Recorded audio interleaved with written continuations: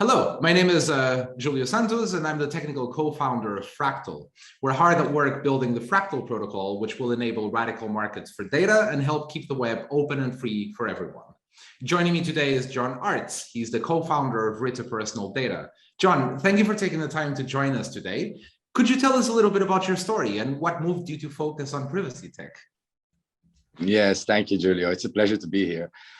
So my story started very much, I think, like a lot of people in this space, like 16, 17, getting introduced to the ICOs and all of the magical applications and use cases of blockchain technology.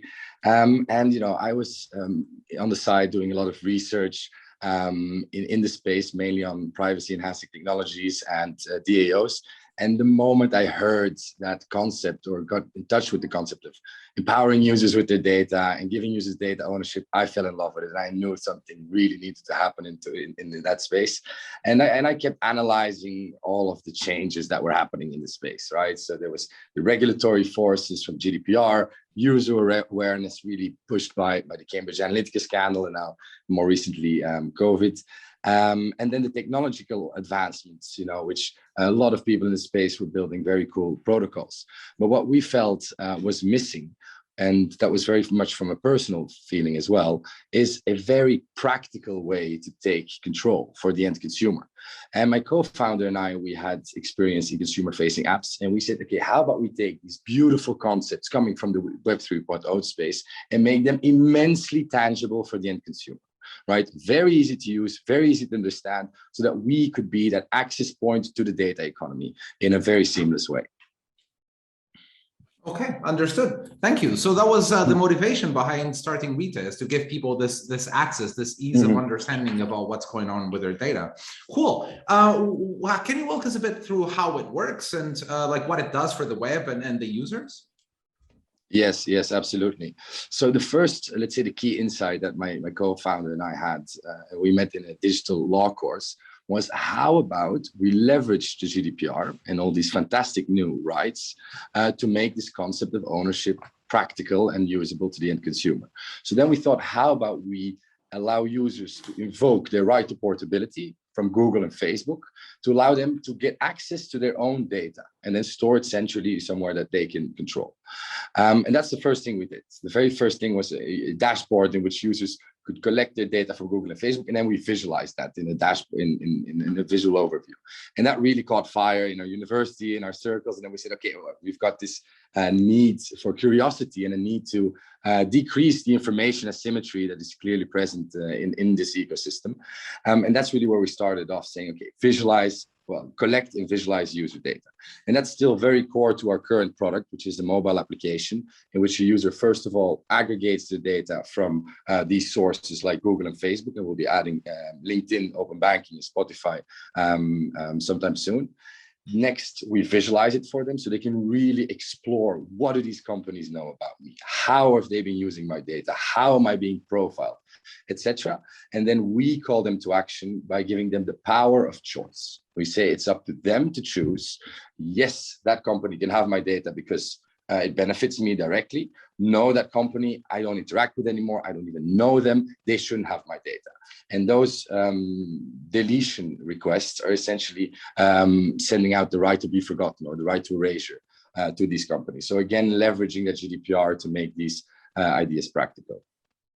Got it. Thank you. And this user data that's in the app and these relationships that are shown, like who can access user data? Like, are you surfacing the access as is, or are you mediating access by, say, there's a new company that wants access to your data, like can they come in and use Rita for that? How does that work? Yes, so currently we don't have that rolled out yet. The current features and value proposition is view and control your data by saying no. And next on the roadmap is really to create those first connections with these companies. Now the system or the architecture now is very lean, very simple. We're a young startup. Users aggregate it through the mobile app, and it's stored locally on their device. So it's processed and stored on the user's phone, which makes it very scalable, privacy safe, and we're betting hard on edge computing there. Now the next step is very much to move that storage to a decentralized infrastructure so that we can enable that dynamic access management of the data and the transmission of data from users to companies. However, we have already spoken to quite a lot of different companies, and as a classic startup story goes, checking out all the different verticals, which ones are in most need of data. We found that direct-to-consumer brands really have a strong necessity for new consumer insights, and that's why we're focusing on those. These brands currently have kind of been pushed away from the touch point with the end consumer, first of all, through all these e-commerce platforms. So, which means they don't have data anymore and they don't have a touch point to create loyalty. And that's really why we're going to focus on direct-to-consumer brands first. What a brands would see is a dashboard, the Rita dashboard, the web app, in which they first of all select which profiles they would like to get data from. So let's say 50,000 profiles from with X and Y categories. Secondly, they choose which data they want to get to enrich those profiles. So they can set the demographics, the interests, maybe some psychographics. And then thirdly, they select how they would like to reward these individuals for sharing that data with them through a cashback or loyalty. We then prompt the relevant users on the Rita platform. The user then has a choice to say yes or no to that offer, and then that's when the data transmission takes place. Got it. You mentioned cashbacks or loyalty. Cashbacks would be like when the user makes a purchase, they get some money back for doing that. So sort of a discount, a voucher kind of thing. Yeah. Yes, exactly. Do you have any plans for these brands to pay the users directly? So like even if you don't make a purchase, for example. Yes, of course. For us, the leanest approach, first of all, is doing it through discounts. In the longer run, it could, of course, be in any form of remuneration, including cryptocurrencies or direct cash to the bank account. Got it. And another related question on this, do you plan to allow users to provide arbitrary data about themselves? So say, this is what Facebook knows about me, this is what Google knows about me, that's all great, but I know a lot more about myself. Like, can I tell Rita about that to qualify for, in the future when brands are looking, where anybody's looking to consume data about myself, I now have a richer set and I could possibly meet more requests. Is this something that's in the cards for you guys? Absolutely, and I think that's an approach that a lot of the other parties trying to create a data wallet or a data marketplace have started off with, self-reported data. But I think the advantages of Rita's approach is that we leverage the GDPR to suck up all the data, all the labor you have already produced in the past. So you're joining this platform already sitting on your own gold mine of data. And then, of course, we implement these first-party data feedback loops in which users can verify or add, verify certain data ports to say, okay, this is really not me. YouTube or Google or Facebook categorized me wrongly. And that's how we would create these reinforcing feedback loops to enrich their own profile even more. Love it. Thank you.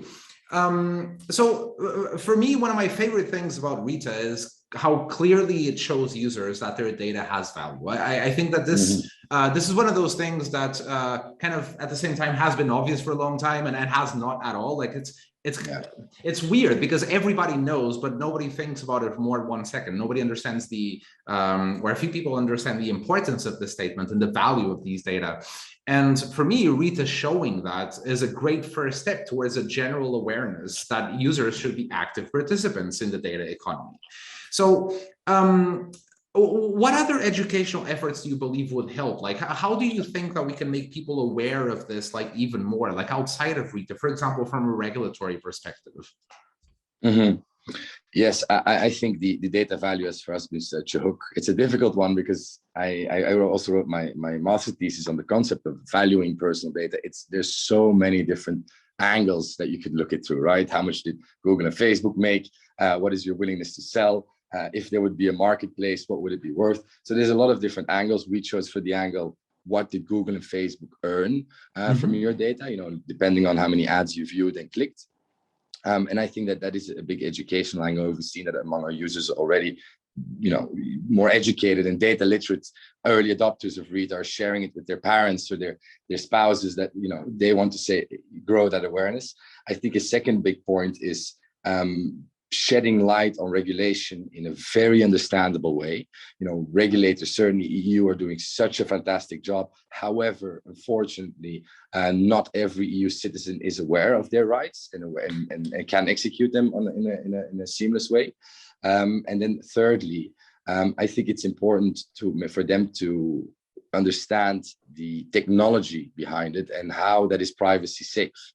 Because a lot of people will still look, if we don't communicate it properly, they still look at services like yours or mine, saying, okay, these guys are going to monetize my data. I'm sure they're going to, through a skeptical lens, I'm sure they are taking a cut of it themselves or doing something shady. I'm talking about the average Joe here. So I think it's an industry challenge to really communicate technologies like blockchain or multi-party computation and other encryption methods in a very clear and understandable way. And there's some great people working on it. But the use cases also should be able to do that. Got it. Thank you.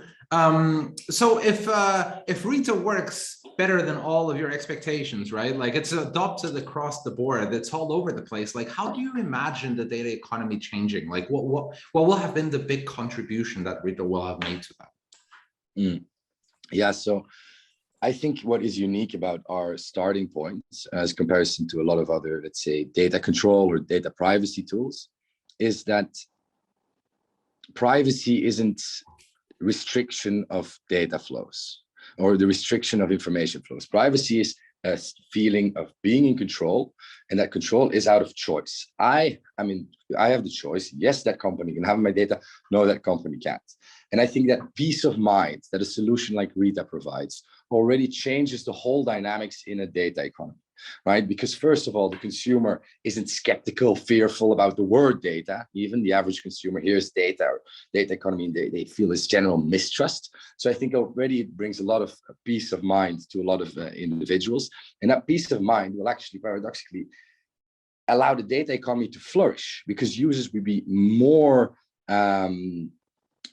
okay with sharing data with parties that actually benefit them. And that's one of the core principles of Rita as well. Data should only be collected of a user if it benefits them directly.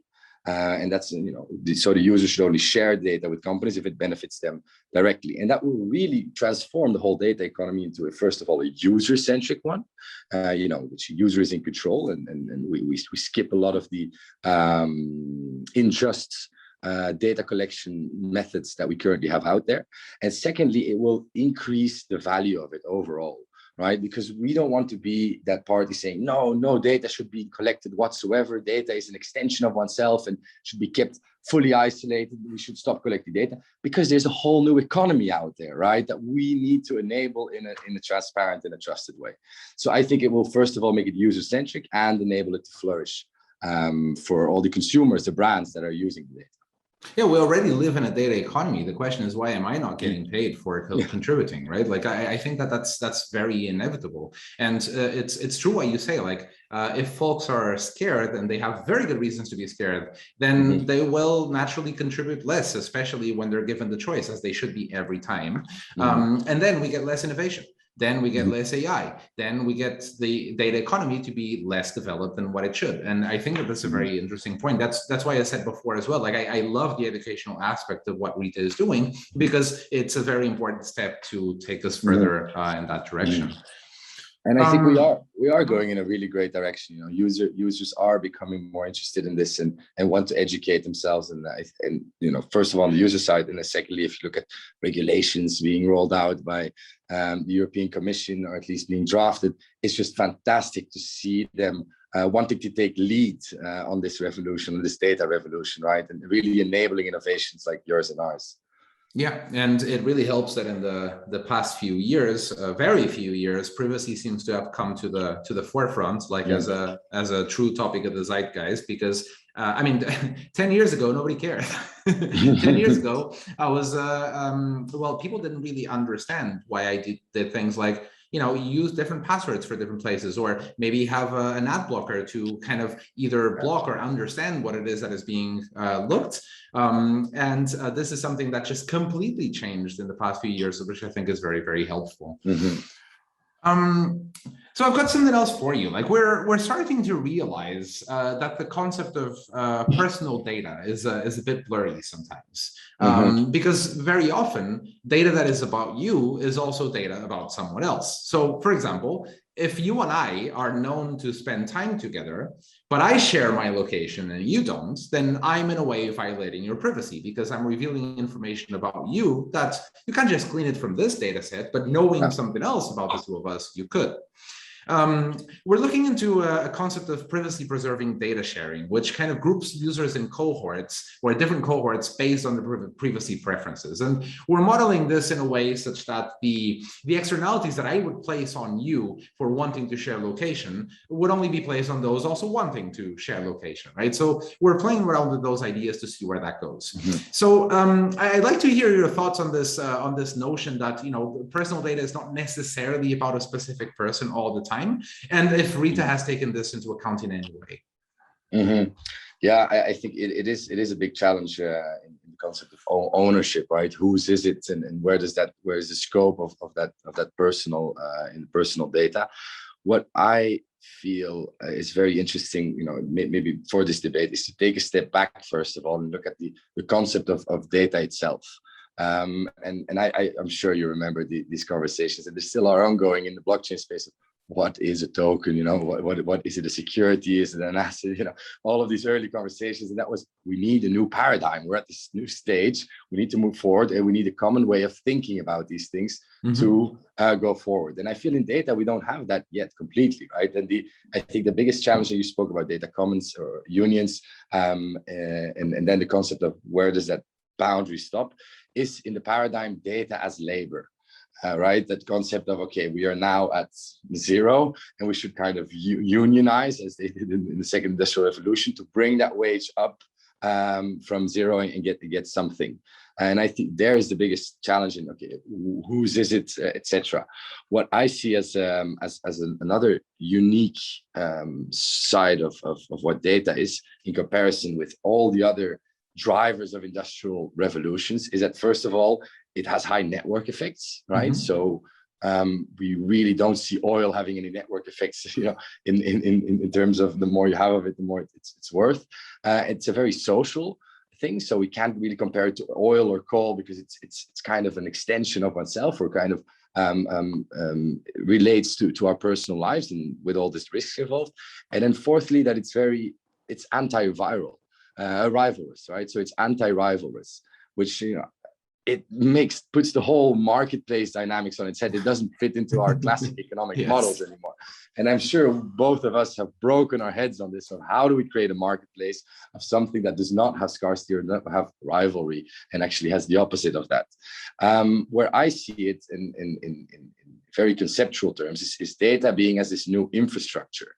And what we need to enable is that infrastructure, you know, the people providing value to this new infrastructure that enables, of course, all these technologies like IoT and AI mainly, that the person putting effort into that infrastructure gets remunerated for that as well in a just way.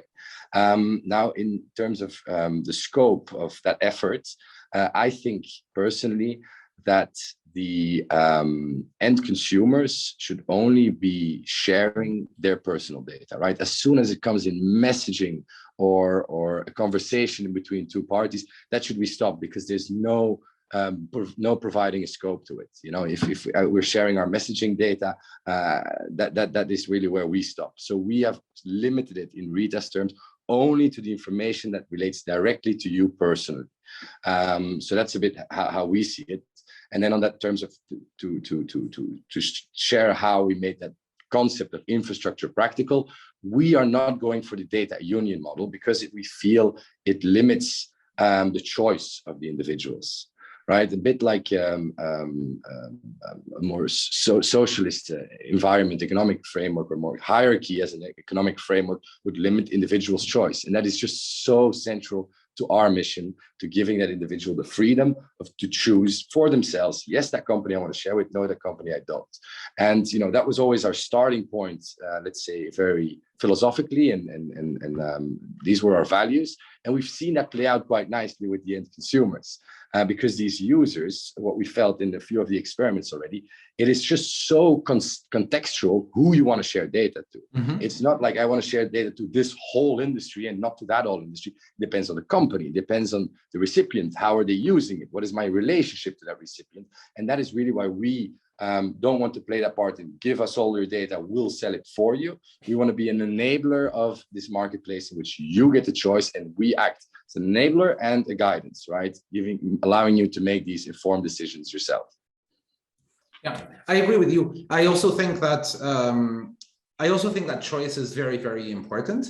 At the same time, we need to find a way for people to engage in collective action, because Facebook will make a lot of money from all of our data, and I can refuse mine. I can say, no, you know what? I'll just delete my account. I'll just get off, and you be happy without me, which they will, very much so, right? Because they've got another 3.5 billion people to make money from, and folks don't necessarily want to break their relationship with Facebook or leave Facebook. What they want is fair compensation for what it is that they do, or for what it is that Facebook gets based on their data, based on their actions in the platform. And if folks are aware of how much money Facebook is making based on them, that's not necessarily grounds to leave. That could be grounds for saying, all right, look, we're just going to all collectively withhold our data such that you give us a better rate for what you're paying us for it. Like even inside of the Rita app, for example. But if we don't, I also don't have the perfect answer right now, but if we don't have an infrastructure where people can engage collectively, then there will always be a huge long tail of the market willing to sell their data, or kind of forced to sell their data, because that's the only choice that they have. It will be one of the few revenue streams that you have, and these efforts will all turn moot. And that is why, like, even though I don't have a super clear answer right now, that is why the concept of data unions is so important to us, and finding a way to make them work is so important to us, precisely because me as a single data worker, like, I've got absolutely no power to change things, right? But together things could work a little bit differently. And I mean, in a way, Rita is a data union, because it's building a whole, a huge cohort of people that are suddenly, wait, so this is how this works? All right. And their consciousness will kind of change collectively, and they will, that will have repercussions in the real world as well. Yeah, exactly. I think it starts by these early adopters that are starting very aware, I want this choice, but in the long run, let's say 5 to 10 years, people just want to trust one individual. Okay, you're managing my data, right? As you would trust maybe a fund to manage your money. What challenge there is, of course, that governance should be done in a very decentralized way, because then there's again a single point of failure, and which means a single point of risk. If you trust the wrong person with all of your data, and they, if one data union kind of messes up, it damages the whole ecosystem, and it would kind of be too much of a risk. But then again, that's where I think DAOs are fantastic use cases. They're not there yet. I think we're slowly starting to creep in, showing their value. But companies like the DAO Stack, which really was always quite an inspiration to me personally, will enable these things, right? That it can be governed in a very decentralized way. But I think we're not fully there yet, and that's where we see our role very much education, and making that these early concepts of data ownership and sharing data for anything of monetary value, step-by-step reality. Understood. Thank you. So changing topics a tiny bit, like, what do you make of the recent upheaval that we've seen in the advertising market over the past 12 to 16 months? Like Google's move against third-party cookies, Apple's IDFA debacle. Like, where do you think that all of this is going? Where do you think they will take us? Yeah, so there's of course two angles to it, right? A very long debate. Is this a monopolistic play, or is this actually a privacy play? I think it works, for both sides for them, and it was a smart one. But I'm very, very satisfied about is the growing awareness that it brings, right? Which is just absolutely fantastic. Users are thinking about it now. With new iOS, they're thinking about it every time they open an app for the first time, which again brings finally these big giants to our negotiation. And I think what privacy did, what Apple did for privacy awareness just in last months, is more than GDPR did from an awareness perspective, right? People heard of GDPR, and all of that. So I think Apple did a great thing there. However, the antitrust angle to it, just pulling everything to themselves, and the same thing with banning of third-party cookies from Google is a big problem. And I'd love to be a fly on the wall in the European Commission, in the antitrust regulators versus the privacy regulators, because they're kind of in between both of them now, right? On that premise of right to portability, which is such an important one. So I think from an awareness perspective, they did fantastically. What it turns out, for a monopolistic move, it really is a bad direction to go in towards, because again, you increase these silos of user data. What I see as kind of this change in this landscape will be, again, that right to portability, because now they keep on pulling that into silos in the generation and the let's say extraction of data on the initial step, pulling those silos bigger. Data portability, as they did with open banking, is kind of breaking all of that, right, and making all of that flat. So I don't see them having this power for the next 5 to 10 years. It's of course always before we get this big switch in any market, the incumbents try to hold on and kind of pull together all their power. So I think that's the stage we are in now.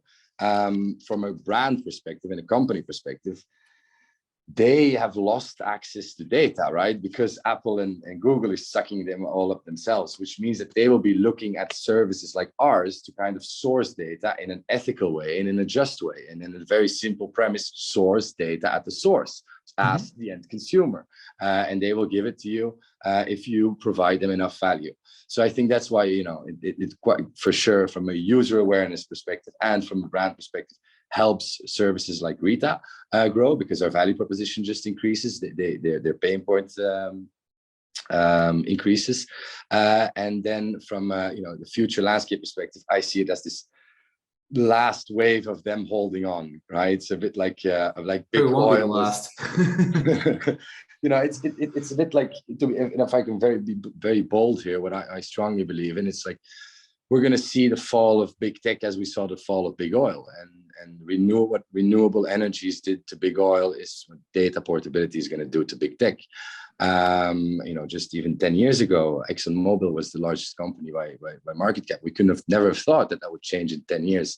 And I'm quite certain that maybe not 10, but 15, 20 years from now, we'll see a completely different data landscape, because such monopolistic behavior never lasts in any industry.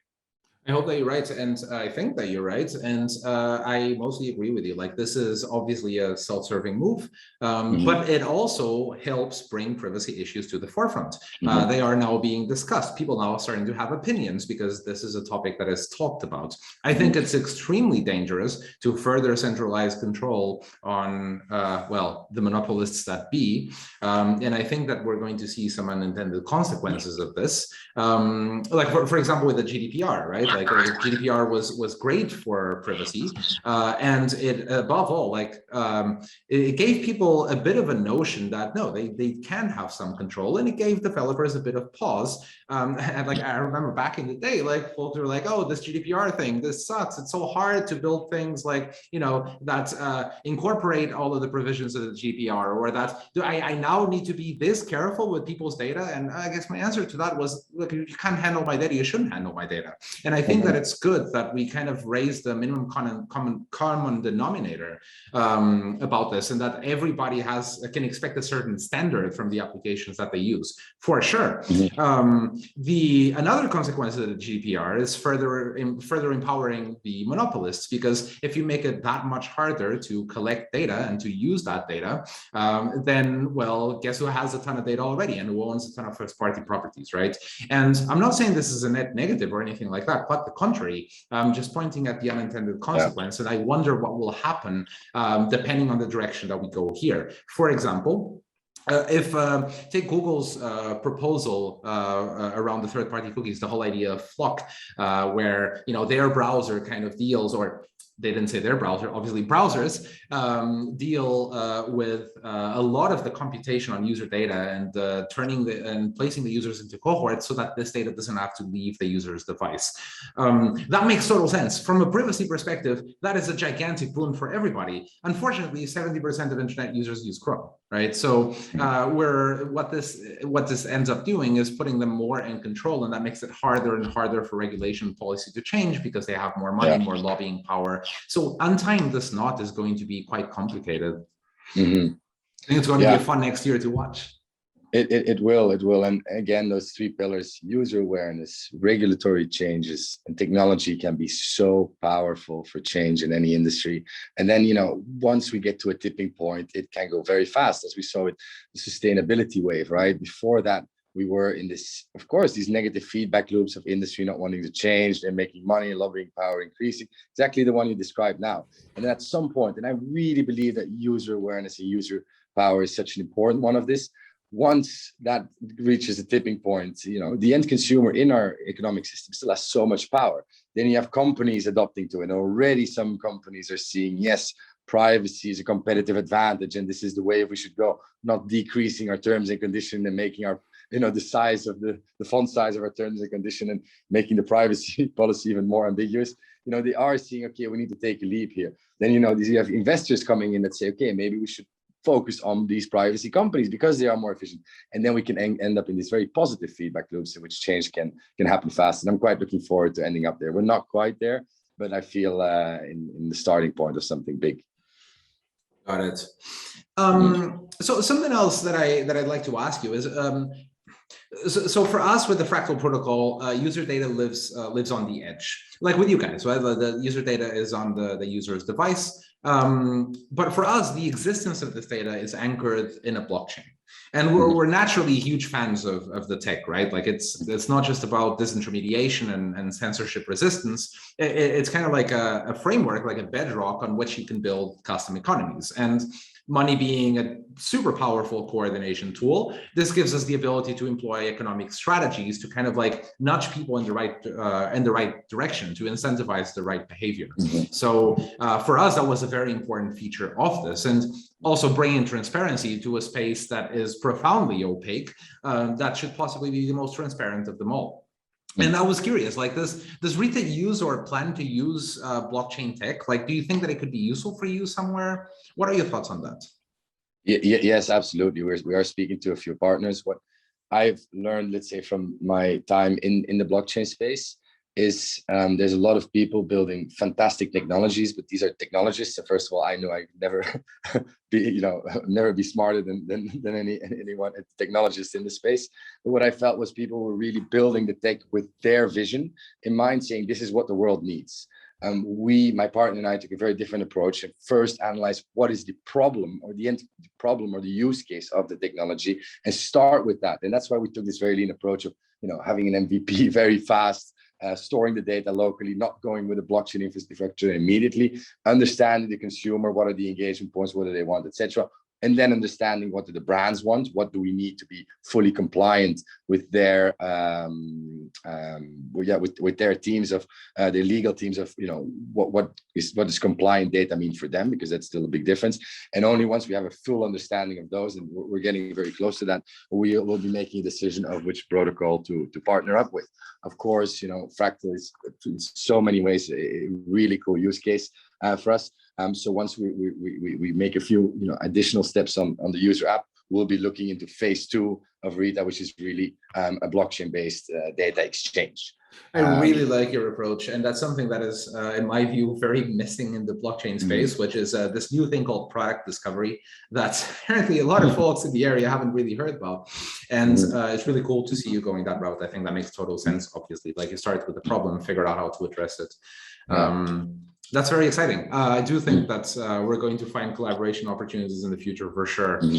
So let me ask you then, like, what are the next steps for Rita? Like, what can we expect in the course of the next few months? What are we going to see? Yes.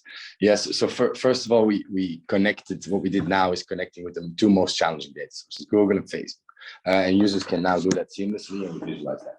What the next steps are is collecting more data, because if we look at ourselves as this top layer of the data wallet or the data economy, the winner will be the one that can aggregate most data, retain most users, and then connect to most data points with, let's say, this user, this personal data API. You know, every user having their own API.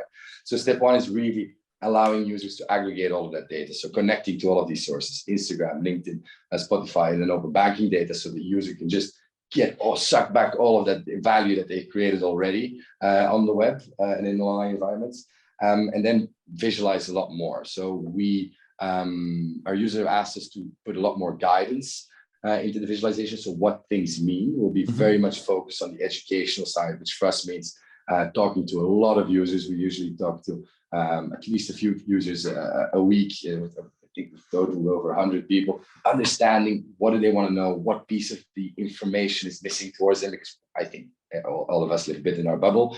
So first of all, aggregation, understanding what the average Joe is missing to really understand this landscape. And then, as I said, the step 3, enabling the first data transactions, finding the first business partner, rolling out the technological exchange, and getting the first transactions going, so we can get those network effects and start giving the user back value for the information that they aggregate. Got it. I'm very much looking forward to that. I really like your angle of like the user taking back what is already theirs, because that is essentially what is happening. One example that we give often is that one of the most valuable data for advertising is search queries. And the reason is that often communicates your purchase intent. Like you're in the market for something. You're looking like, I don't know, best mountain bike 2021, right? And at this point, somebody that's selling mountain bikes is going to pay a lot of money for knowing this so they can show you an ad. But this info is something that if I use Google, I tell Google and they know and nobody else does. Like, where's my compensation for this, right? I see a better ad. It's not nothing, but it's nowhere near enough. And this idea of taking these data back to be able to generate revenue on them, to add value elsewhere is, I think, super, super valuable. Yeah, and just to continue on your example of a mountain bike, right? What if a user proactively tells Trek, I think Trek is a mountain bike brand, tells Trek, hey, I want the mountain bike, and you can use my data. And then it kind of changes that whole intent and makes it even more valuable, because it tells you, I want your mountain bike, and I already trust you enough to share my data with you. So that kind of, this is a starting point of a way more profound and just relationship. Yeah, when I mean, when I was still in university, there was something quite popular to do at the time, which is what we called web mashups, because every web product had an interface. They all had an API, and it was mostly open. Twitter did, Facebook did, like tons of IM software did. And it was very easy for a developer to create a new interface for the user based on one or more of these services, and become kind of like the consumption layer that the user can use to reach these things. But this is now no longer possible. So an idea, this is ridiculous because we're talking about the related stuff like years and years ago, but an example that will maybe we'll go, I get it today, is you tell them, look, just imagine going to Netflix and they get your YouTube browsing history so they can give you better recommendations. This is basic, but this is, well, nowhere near super easy to do, right? And this interoperability coming from data portability or maybe just even access, I think will generate much better applications for all of us, for sure. Yeah, absolutely. And it's just that the data portability, I think, is going to go faster than we expect. So there's the Data Governance Act, the Data Act, the draft of data are going to be pushed out in September. I think Europe is really seeing what we see and going to push us forward towards that. Fingers crossed. Yes. So, John, last question. If you had only one wish for the ad tech industry, what would that be? What would you want to change? I'll go with a cheesy answer, but one that I really believe in strongly, is that who owns the data owns the future. And I like the producers of the data, us as end consumers, to own our own future. Thank you, John. And that's the name of a book that is one of my favorites. So if you don't know it, I highly recommend it. Thank you so much for being here with us today. Very much looking forward to seeing what comes next for Rita and how we can work together in the future. And best of luck taking that forward, because it's a gigantic educational effort that absolutely needs to happen, and we need to put users back in control. So thanks a lot, John. Thanks a lot, Júlio. All the best. All right, so this concludes our interview. Did I ask anything weird? Like, did it go well? Are you happy? Yeah, I lost my train of thoughts at some point, but I think George, if I'm pronouncing that well, George will filter it out probably, because it wasn't the best response. Yeah, I'm sure they'll make it look good. Cool. It's in our interest as well, right? Like, if the people that we interview and that we publish stuff, they need to be happy with the result, or they're not coming again. So exactly. So he's probably going to send it over before publishing it, if I understand it right. Yeah. Oh, cool. That's fantastic.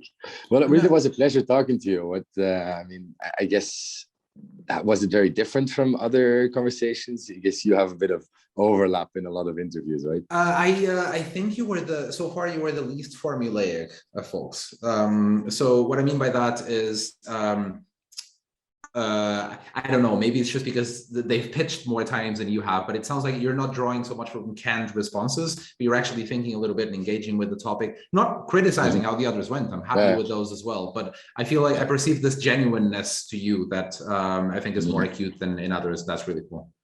Yeah, I didn't do it enough prep, and I've just been pitching so much in the last 6 weeks that I don't really have that ecosystem mindset view anymore, right? Because when I pitch, it's very practical and pragmatic. So I hope it worked out. It was great. I'm very happy with the result. Are you based in Berlin?